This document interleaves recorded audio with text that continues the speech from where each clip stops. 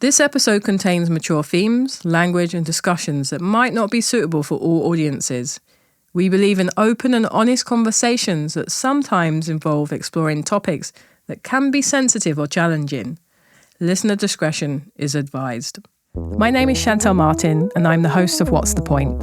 This is a conversation series dedicated to exploring why artists create art and the forces that influence us. Join me as I sit down with artists and friends to talk about their reasons for doing what they do and why they continue to create.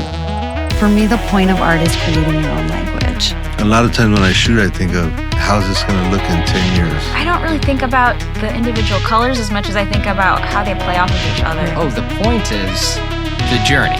And I start to get a sense of what the painting is going to be like. Because the point of art is simply be just to make it. It's my pleasure to introduce today's guest, Jade. Jade is a talented actress and stand-up comedian, and is also someone that's very special to me. Known for her sharp wit and infectious energy, Jade has graced the screens on TV shows like The Soup and Hotties. She's also been in over 50 national commercials on TV, so you've seen her at some point.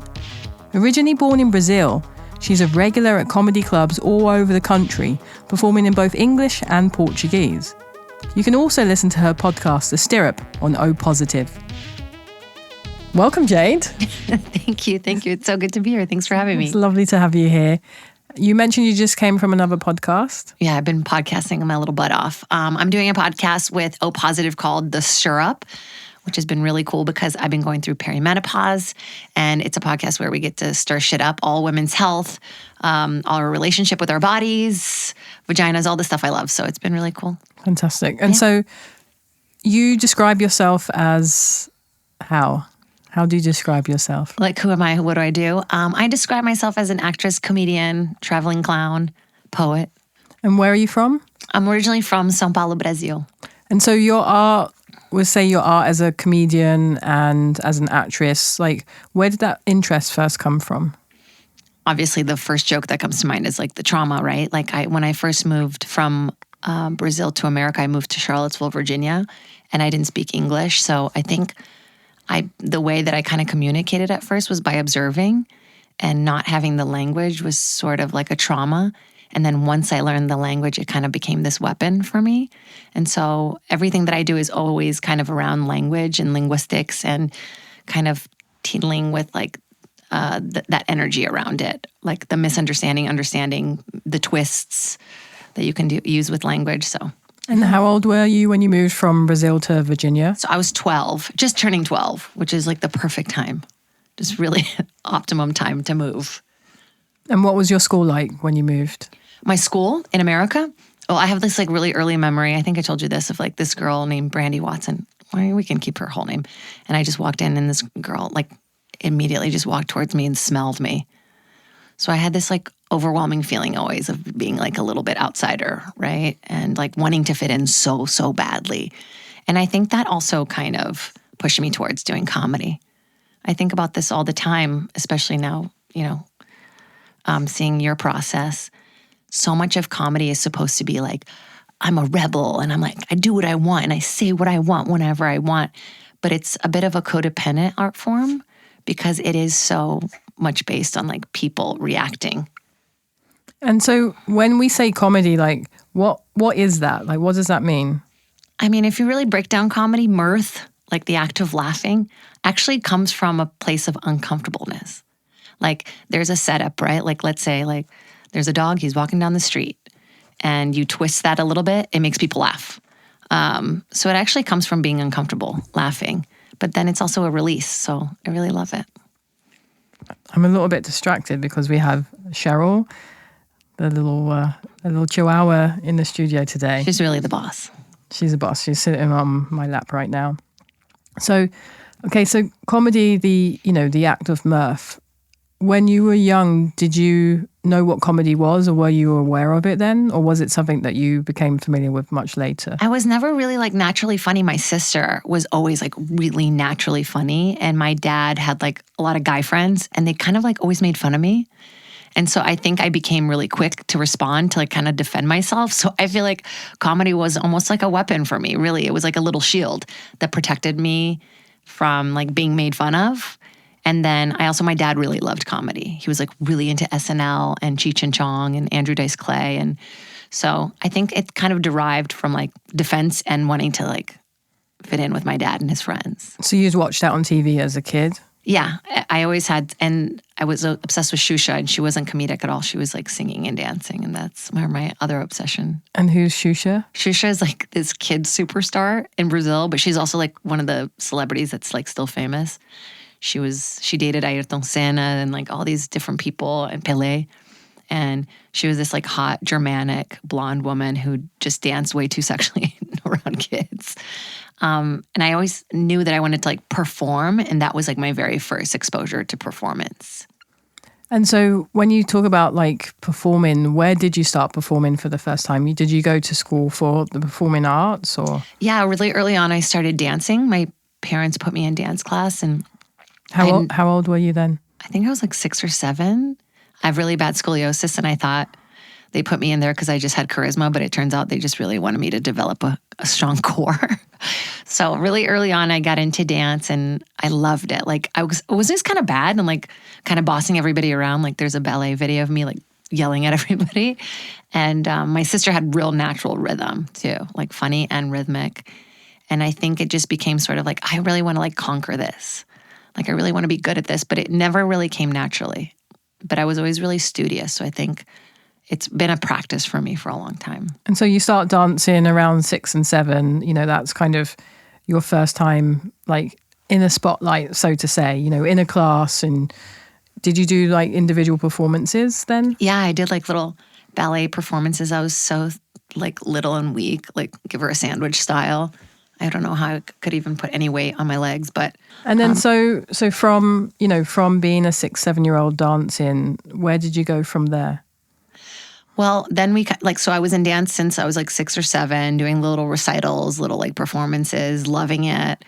And then we moved to America, and I immediately got into dance class. And that's kind of how I made my first connections in America, was like through dance class. And I think the way that I would survive is like, I wasn't always the worst or the best, but I could always socialize and get everybody together. Like I was always good at socializing. Like once I learned English a little more, I kind of started to develop that skill where I could like be funny in class and make everybody laugh. Do you think that was a part of your core, or that's like a skill you learned to kind of survive the school survival system? Yeah, it's definitely my like survival helmet. Like, like when I did something wrong, I could always make a joke about it, and then it would distract away from like me making a mistake. Yeah. And then so much later in life, as a teenager, what does that look like for you? I started to like get really, really into dance, and then we had like a musical choir trip to New York City. I think it was middle school, and my dad was a chaperone, so like he just let us do whatever we wanted basically. And just like I remember the first time I saw Rent on Broadway, and I was already like obsessed with musicals and stuff from like show choir. I think dance to show choir is like a natural progression. That's like what you do. What's a show choir? Show choir is like singing and dancing, and it's like choreographed like singing and dancing. It's pretty cheesy. You have like holographic outfits, and we started to compete and like get really good. My show choir team, I guess. But that's when you're at high school? Yeah, so like middle school I was doing show choir, and then high school doing like pretty aggressive show choir. And then I saw stuff on Broadway and was like, oh my God, I have to live here. I have to be here. Like Broadway was my end all be all. Full obsession. There was nothing else I wanted to do. Once I saw a Broadway show, I was like, this is everything I love in one. What do you think you loved about it? I honestly, even now when I watch musicals, they make me cry. Like, this, I love it. Like, I think there's just like, I don't know, a camaraderie to everyone singing and like collabing into one project. And it's so in the moment, it'll never be the same way again. I love that feeling where it's like just for us, and the audience gives an energy that can't be redone the same way. So I just loved that, I don't know, just that one feeling of it. It's like it's just happening in this moment right now, which is why I hate so much of the new social media stuff, because it's like, you can't have that feeling. But it's interesting with something like, a show on Broadway, it's in that feeling in that moment, but then they do it every single night. Yeah, but it's a little bit different every single night. Is that true? Oh, yeah, 100%. Even when I would do like a play, You know, you might like love one night and then one thing goes wrong or you forget a word and you make up for it, or the audience really laughs really hard at one part and not the other. You know, so there's always like a push and pull when you're doing live theater. It's exciting. Like that's what makes it nerve-wracking, because it's like something could go really, really fucking wrong, you know, or something could go even better than you've ever expected. So seeing kind of Broadway as a teenager, that's something you were like, this is what I want to do. Yeah. And then, so how do you embark on that journey? I mean, at the time, you know, we didn't have social media, so it wasn't as easy to sort of like find. So it was all about, I was obsessed with NYU. Like once we got arrested, like kid arrested for trespassing, and I was like crying, going like, can I still go to NYU? Like it was just my biggest dream. And my parents were really cool and supportive, and they started to let me do like summer programs. So I would go to like Hofstra for dance camp. And wait, where did the obsession with NYU come from? I think because I did this NYU summer program called CAP 21, Collaborative Arts Program of the 21st Century. So I started doing their summer programs. And is that in New York? In New York at the studio with the actual teachers. And all my friends that were like older than me started to get into the school. And they only pick like 24 kids, you know, and they usually would pick everybody from the program. So I was like on this trajectory. I was like, okay, so I'll do the summer program. My third summer, I'll get in. Like I'll be in school with all these people I know. And then I didn't get into CAP 21. I remember like falling to my knees, like, you know, but I had also visited Emerson from a friend that I met at CAP 21. And I visited and I was like, okay, this is a vibe. The dream is still alive. And so you went to Emerson because you didn't get to NYU? Yeah, I didn't get into the school I wanted to go to. And did they tell you why you didn't get in? You know, like looking back, I just was never very confident in the way that I am now, especially with my singing. I was always sort of apologetic in a quiet way. Like I can never really reach the notes I wanted to hit, and now I kind of can. And I was like, oh, it just took 16 years of being on stage and getting paid for it to sort of bring that confidence out. So do you feel like there was, you know, it was a sense of like a lack of confidence or a lack of just experience at that time, you know? Yeah, I think it was a lack of confidence, and also like I compared myself a lot, which is something I struggle with, comparisonitis. Like I knew the strength of the people that were auditioning because I had been performing with them for now 3 summers. And I just never felt like I was super good at any of them, but I was always like okay at all of them. You know, the triple threat thing that they always say, like you got to be good at acting, singing, dancing. And I was always like okay at all 3, but I could always make people laugh. And so tell us about Emerson. Emerson was like when I peaked. It was the most incredible experience of my life. And what year did you go there? I went 2003 or 2003 to 2007. So tell us about the program that you did there. So I initially just got in because it was late, because I was going to go to NYU for a bit. So I got into the regular school and then had to re-audition. So I had to do summer program every year to like catch up. So that was also a really cool experience because I was doing musical theater all summer with a very small group of people, which, you know, I love. I love a summer camp experience. So yeah, it was cool. It was just like everything I wanted. Emerson kind of provides this sort of setting where you're already auditioning and it's already competitive, and it kind of mimics what it's going to be like in LA. So all these kids that come out of Emerson come out with such a leg up on everybody else, or at least the way the industry used to be.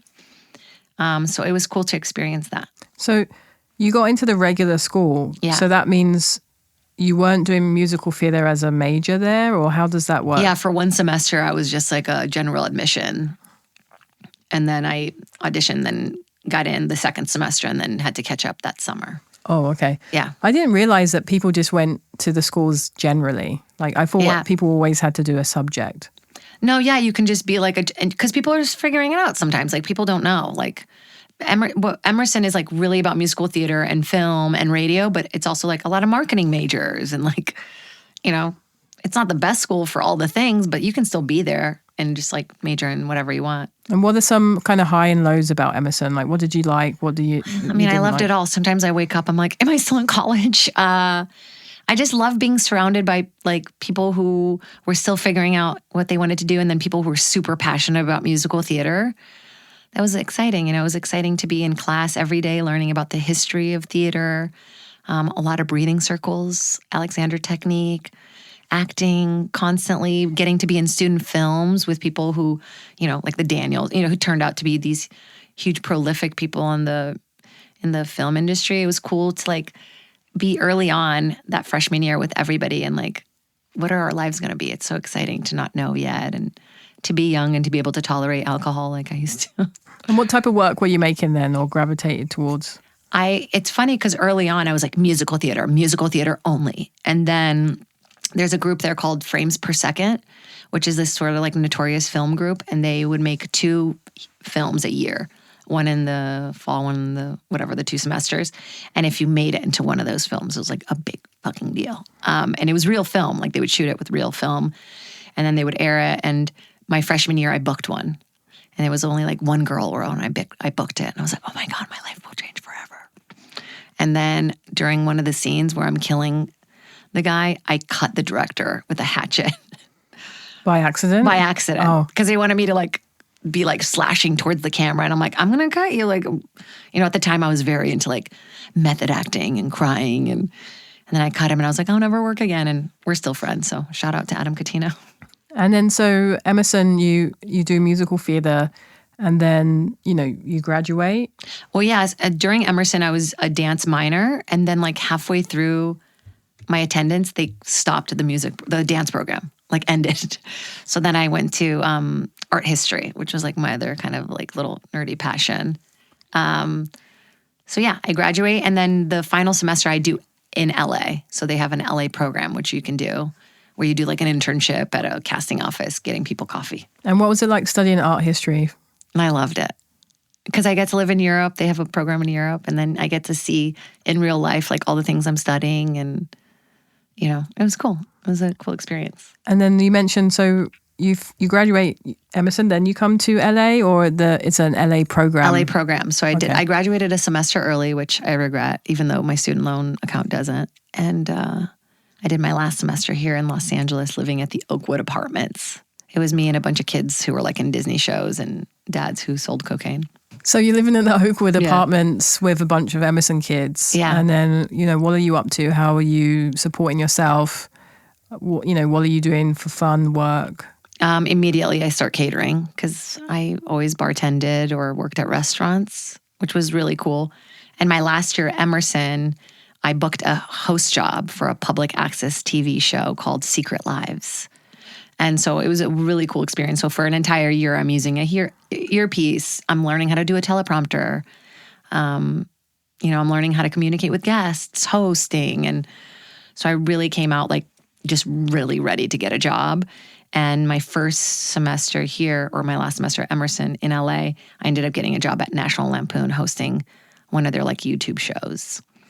And then that's where I met Sandy Danto, who brought me to the Comedy Store. And that's when the beginning and the end happened.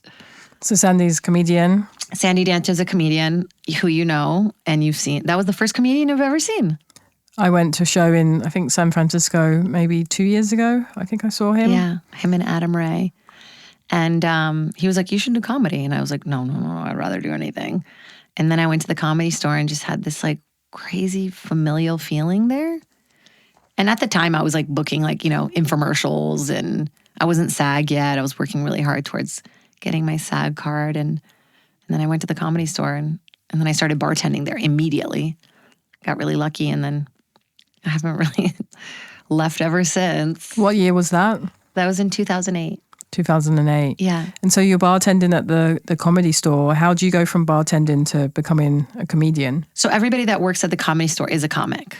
That's kind of how you get your foot in the door, and then you sort of train and you watch people. And I saw these door guys being like, selling tickets and getting to be in the showroom. And I was like, oh, I want to do that. And they were like, at the time, Mitzi Shore, Pauly Shore's mom, didn't want women around at all, which is crazy to think about. 2008. And they were like, well, you could be a waitress. I was like, call me when you need a bartender. I had all this confidence because I hadn't done stand-up yet. And like a couple days later, I got really lucky. They fired the bartender and I got the job. So then I started immediately doing comedy. But do you go from, you're bartending, you're applying for hosting gigs. I I guess there's not a lot of musical theater in LA. No, there's none. But also I'm doing improv this whole time, Oh. like all through college, all through LA too. Because then, that's interesting. If you do musical theater at Emerson, then why do they bring you to LA for your last semester? Like, what's their hope that you'll get into? Well, I think towards the end of Emerson, I got really into film, like wanting to be a comedic actress versus like doing maybe live musical theater. I think I started to realize like I didn't have the voice, but like I could act in film. And I sort of like moved my major into like film acting. Like you can make them really specific there. They'll let you be like a clown for silent film, like whatever you want. They're like, okay, it's a major. Like stand-up is now a major there, which is crazy. So I started kind of leaning towards wanting to be on TV and film and sitcoms. And that's when my obsession with sitcoms kind of started. And so just to, you're bartending at the Comedy Store, then you become a comedian there. Mm-hmm. How does that work? Like, how do you know if you're good at it? How do you know what to do? I still don't know if I'm good at it. I think you get better. Like you have your first show. I always say this, your first show is incredible because surviving through what feels like the most frightening experience, because it's not like you're not playing a character, you're not singing, you're not dancing, like you're really talking about your life. You survive that first set. Oh my God, it feels like you're flying. And you kind of often start doing bringer shows, which are shows where you have to bring people in order to perform. So there's like, 20 of my friends in the audience. They've never seen me perform before. They're all very optimistic and supportive. And so you feel like you're flying after the first time. And then stand-up really sucks for like 6 years, and then it's kind of fun again. And then so, you start this stand-up career. I didn't know anything about stand-up until we met. Yeah. And you have all these different clubs around LA. When you started, was it something that you then became addicted to and you wanted to, become that or be that or like be in that industry? Or are you also focusing on other areas? I don't think right away I was like as obsessed or addicted as I am now. There's definitely like an adrenaline addiction that you get from it. I told you they did a study where they put heart monitors on different people in like really like high fast jobs. A doctor, a surgeon, a firefighter, a comic, a chef. And the two most alike were the firefighter and the comic. So just to like preview what like your heart goes through and like the adrenaline and the stress.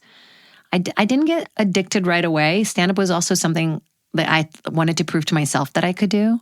And it was very boys club. And I was sort of like kind of in the closet. So I think there's a part of me that was like, I hid behind it, but I also like needed to prove to myself that I could do it. But there was always like a little bit of a hate for it too. Mm-hmm. It was like a masochist thing. But I was acting and doing improv and started booking commercials. And I was really broke and living in my car. And then I booked like 3 McDonald's commercials and then changed everything. And at the time, comics were very pure. It was like, oh, you're an actress, you're not a comic. Like you couldn't be like multifaceted at the time. And so, what am I trying to say? Like the art of comedy, Mm-hmm. everyone has their own style, their own approach. Like, what's your style or approach to comedy? I really like to play with the energy of the audience. Like COVID was very difficult for me because there was sort of this like removal of that interaction. I really like the push and pull of being uncomfortable and like teetering right on the line of uncomfortable until you get to the other end where people feel like, oh, I know you. I love that feeling when you don't feel like they're going to pick on you, but you're like involved and included. I think because as an immigrant, I felt so excluded always.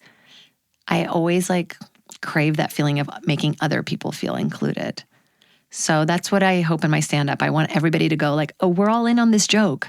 Like we're all part of this. Like I'm safe. Like I also love making people feel safe. There's nothing worse than when you see a performer go on stage and they're like uncomfortable and they don't like hold you by the rein. I don't know. I think I struggle with like what my style is. Like people are always like, describe yourself. I think I like to play with dirty things because I know that makes people uncomfortable. I love physicality. I love high energy. I love making people feel really in the moment and forget what they're going through and just like be very present because it's also very hard for me to be very present.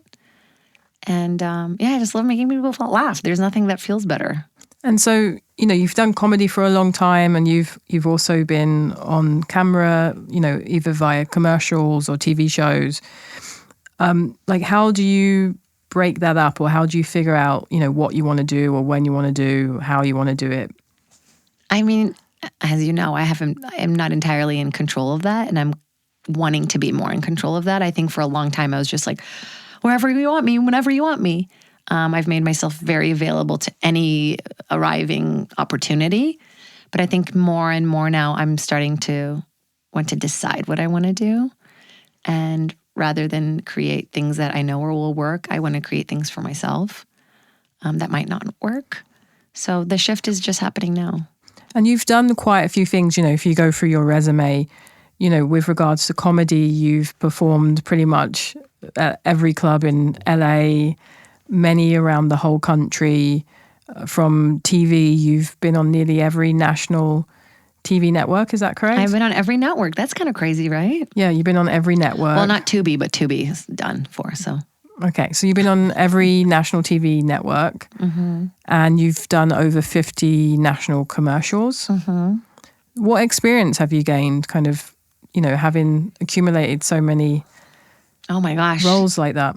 I think you just got to always keep going. Like, no matter how much stuff you've done or how much experience you have, you sort of always have to reinvent yourself and sort of acclimate yourself to the times. And they're changing so quickly. Media is conceived in such a different way now, and like received in such a different way.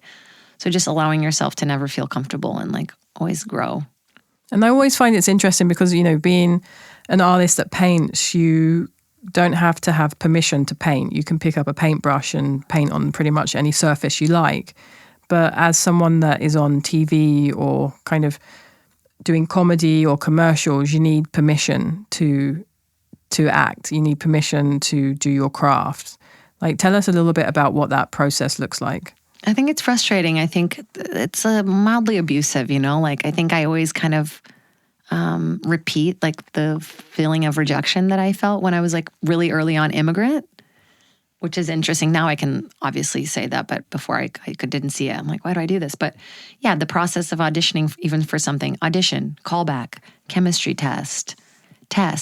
And meanwhile, you're not making money, and this is weeks of your time, and you're memorizing lines, and you're connecting to the character, and you're kind of daydreaming about the possibilities. And so you kind of have to remove yourself and look at it like you love the job, and the job is that, versus like the outcome of getting the job, which is very difficult for me. Because I'm always surprised, with regards to a potential job, like you say, you have to do an audition.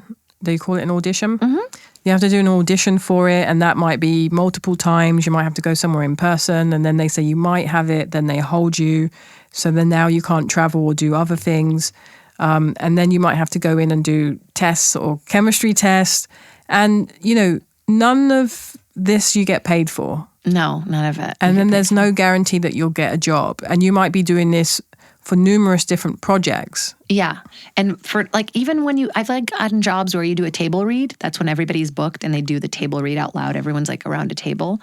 And I've gotten fired after that, or replaced after that, or my lines have gotten cut, or I'll even like shoot a commercial every once in a while, and then you get cut out of the commercial and you don't make any money because you have to be seen for 3 seconds and recognized for 3 seconds in order to get paid.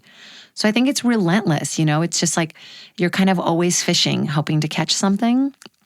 But I'm starting to shift my focus on that versus like making stuff that I'm really like excited about. Is there any kind of regulation or change or support that's coming into the industry so that, you don't have a whole group of people working for no money in that sense? No, absolutely not. It's only downhill from here with AI. So, it is one of those interesting careers where you need permission to do what you do. What are your goals for yourself in this industry? I don't know, man. It changes all the time, like the things I want to do. I think I definitely want to like hide behind my jokes more and tell more genuine stories, like more vulnerable stories. Ugh, even saying that makes me feel like, ugh. Insert vagina joke quick. Yeah, I want to be a little more vulnerable with the things I share. I want to help people, like especially going through perimenopause right now. Like there's other things that I care about besides just like being on TV now, and like people knowing who I am. Why do you think you haven't been vulnerable in the past? I think it's just the way that I've always defended myself was being funny, you know? So I sort of always hid behind that. And I think, I don't know, I think there's also this instant gratification to getting laughter. So it's like, I kind of always needed that approval. And so without that, it feels sort of like uncomfortable. I think comedy is also an interesting industry where it's very unregulated. Oh, yeah. There's there's a lot of lack of control of what people get paid, how they're treated, kind of how the system's set up. Can you talk to us a little bit about that? Yeah, it's the wild, wild west. You know, there's no regulation on like what you make as a guarantee or a door deal, what the club pays you for travel, you know, and it's like if you don't have an agent, it is very difficult to book yourself and to produce shows. Producing shows are like whole other beast. It's very difficult to get people to come out of their house in LA. Because it's one of those things where as a guest, you know, if you go to a comedy show, you usually pay to get in the door. Then they make you 2-drink minimum. There's a 2-drink minimum. Parking. You have to pay for parking, sometimes for food. But then the comedians themselves sometimes are not getting paid, or they're getting paid a very little amount. Yeah, and like most comedians that are performing at these clubs aren't getting paid unless they're passed. There's a thing being passed. Like when you finally, the club, like basically you start to work for the club, you put in your avails on a weekly basis and then they give you spots. But yeah, otherwise you're doing these like individual produced shows where you're making like $20 to $50, $100 here and there. The real money's on the road for sure. So can you perform at a show if you're not passed at that place? If it's an individually produced show, but not if it's produced by the Comedy Store or the Improv or the Laugh Factory. Then you need to be passed. Yeah. And if you're not passed, you're not getting paid. And you can't If you're not passed, there. you're not performing, yeah. You're just not on the lineup. And I think it's just gotten so like oversaturated. Like everybody's like, I can do comedy. Because they see these people being successful from a clip, right? I hate to be old school, but I'm like, I don't think you're good until you've really had to die on the road for many years. You know, these guys that have been on the road for like 40 years, like those guys can perform to a wall, you know? So I've always like really looked up to that. And I'm proud that I've put in my time. I'm just like, I don't know what's next. That's what's... So what has comedy given you? Confidence, a lot of confidence in myself. It's given me the freedom to do that for a living and not have a bartending job. I've gotten to travel the entire world. I've done comedy in Beirut, Brazil, Japan, every state almost. I've gotten to see the world. I've gotten to laugh a lot. I've gotten to make people laugh a lot. It's made me a lot more comfortable as a singer. And I've gotten to show my butt to a lot of crowds, so that's fun too. And so tell us a little bit about acting and About my butt? acting in commercials. Acting in commercials is the best, man. It's so fun. It's basically improv. If you get a good director, you get to do the commercial and then add a little bit of yourself or add a little punchline. So I love that. And so being on TV, what was that like? Because that's, I guess, a little bit less flexible. Being on TV is the best. There's nothing better. I love bringing something to life that's been written, bringing it from the page to real life and embodying a character that isn't you, but you can bring a little bit of yourself to it, and then you get to see it all put together. It's very exciting. I love the whole process so much. And what are some of the shows that you've been on in TV? Okay, should we start from the beginning? My very first show I ever did was Two Broke Girls, which is a sitcom. I got to play this like Italian character. It was really fun. Modern Family, Life in Pieces, Future Man. I was on Californication, recurring. I'm the only character on the history of the whole show that he said no to because he would always have sex with like every girl on the show and I wouldn't get naked. So I got rejected, which is funny. American Housewife feels like a long time ago. I can't believe it. And then actually that reminds me from a commercial perspective, you've done a lot of voiceovers too. So tell us about that. As I gulp into the ASMR. Yeah, voiceover is the best. You get to be in your pajamas and get to like be really active. I love being really animated, so it's cool too because my voice in English and my voice in Portuguese are very different. So it's cool that I've like developed this character in English. And have you thought about writing your own shows? No, never. I'm just kidding. Of course, I've tried so hard. I've developed so many different things, and I think I'm finally ready. I finally have the tools to sort of share like the story I've always wanted to share. And what's that? I've been developing a show called Perv, and it's sort of exploring like how I've became who I am, and then how I met someone who kind of changed everything for me. But it's not you. Okay. And what do you want to do with Perv? I'd like to see it on its feet. Yeah, I'd like to see it self-realized. I'd like to be able to like work really hard on it, bring in people that I love working with, and then look back on it and get to share it with people. And hopefully it moves people, in the same way that I feel moved by the shows that I love. And so what are the hurdles of bringing a show like that to life? Money, time, convincing people to work on it. Selling an idea is so difficult, especially now. And I think I'm really burnt out on having tried so many times and not being able to do it. So I think just believing in yourself and pushing through, no matter all the no's that you get, you got to just really believe in the idea. What's the process of selling an idea look like? Oh my God, Sean. You come up with the idea, you write a good script, you get somebody attached, hopefully, and you pitch it out. And you pitch it to who? I mean, it depends. It depends. If it's an unscripted show, like mostly what I do, you get a production company usually attached. So you show them like a deck or an outline or an idea. They either further develop it and pitch it out themselves, or you give them something already ready and you pitch together. And it's kind of similar for a scripted show. You usually don't want to show a script because you want to get paid to write it. So it's good to like show a very good outline. And hopefully somebody really like understands you and believes in you and comes along for the journey. Can you make something like that yourself? I'm trying, yeah. I feel like it's overwhelming to think about like doing a whole like hour-long thing, but like a 21-minute sizzle or like 21-minute pilot, I think I could, yeah. Fantastic. And so tell us a little bit about your poetry. Should I tell them my gift? No. So I've been writing poetry since I was really little. I always liked the idea of like things rhyming. I don't know, it's very soothing to me to sort of journal in that way. It gets me out of my head, and I've always really enjoyed it. And I did it in high school and got a few little like over-sexualized little poems written and published. And I got really like into spoken word. And so I've been doing it ever since, kind of like secretly, and not like, there's not like shame around it, but like I do feel like a little bit embarrassed being that genuine. And so now I'm finally like kind of putting them together, editing them, and hopefully I'm going to be publishing this book soon with animations by Shantell Martin. And so there's probably a lot of poetry in LA, like as a kind of, events or performances. Have you ever been to any of those?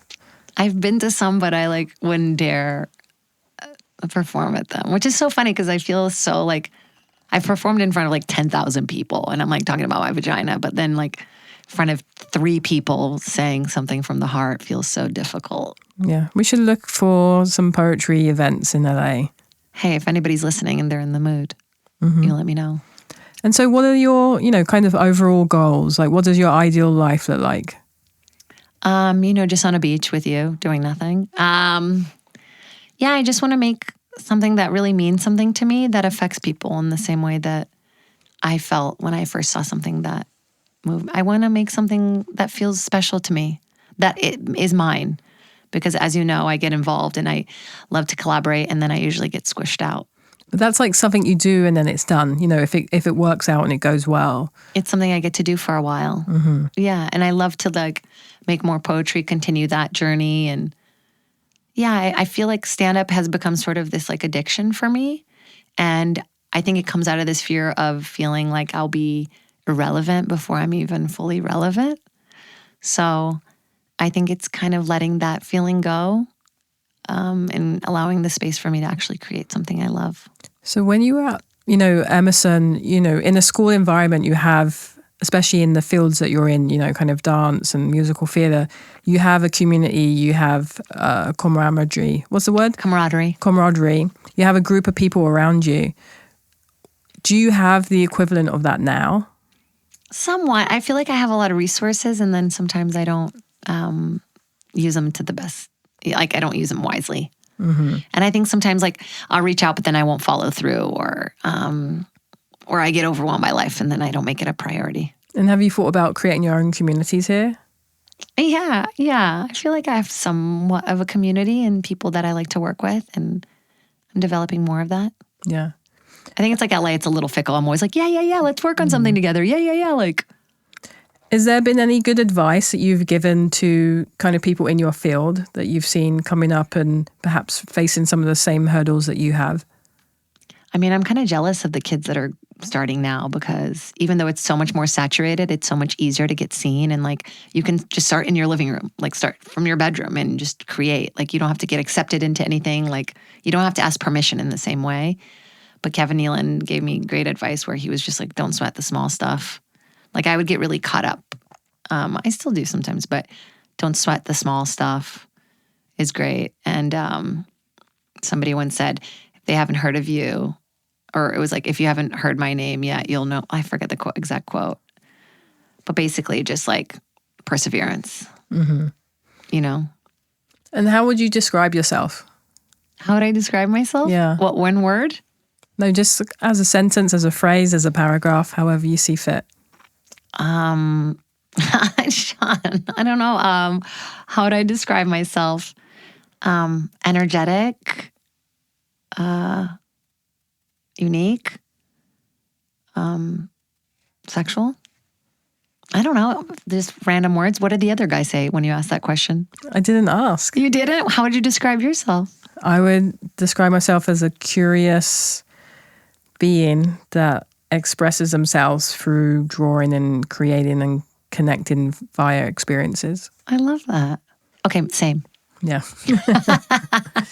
And so, you know, we're speaking a lot on this podcast about art and what's the point of art. And, you know, you're someone that, you know, has taken a different approach to art. You know, you're using your kind of body and your comedy and you know, your artistic kind of approach in a different way.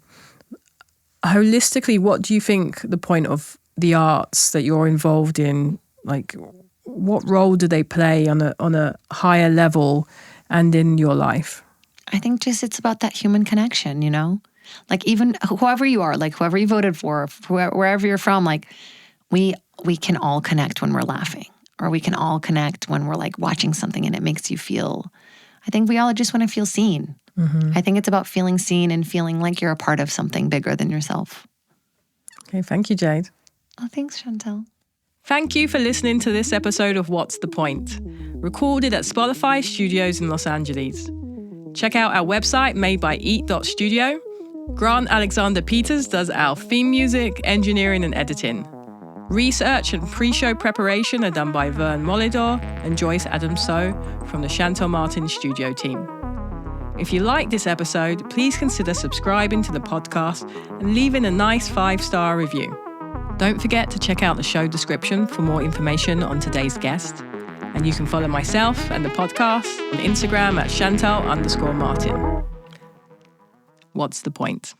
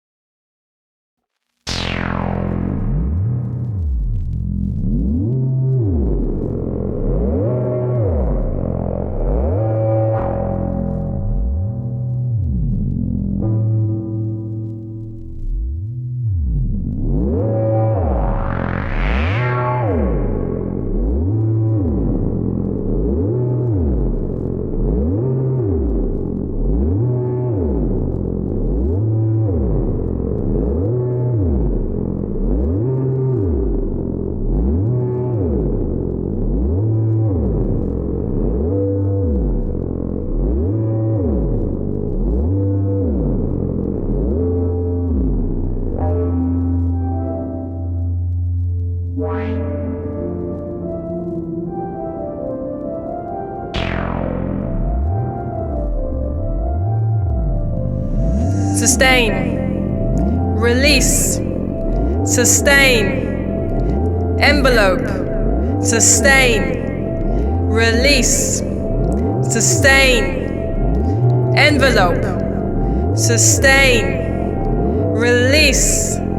Sustain. Point.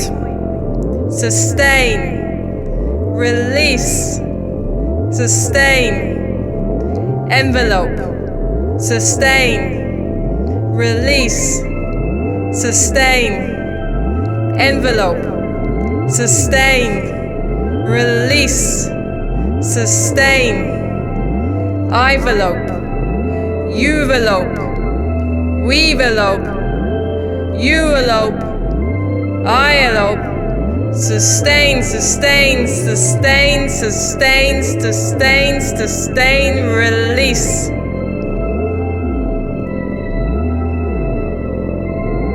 Packing up the envelope, packing up the bag, packing up the envelope, packing up that lag, packing up that envelope, packing up that bag, packing up that envelope, tying up that bag, tying up loose ends, tying up your end, tying up my end, going around the bends, flying around the bends, trying to make some mends. Envelope, envelope, envelope, sustain.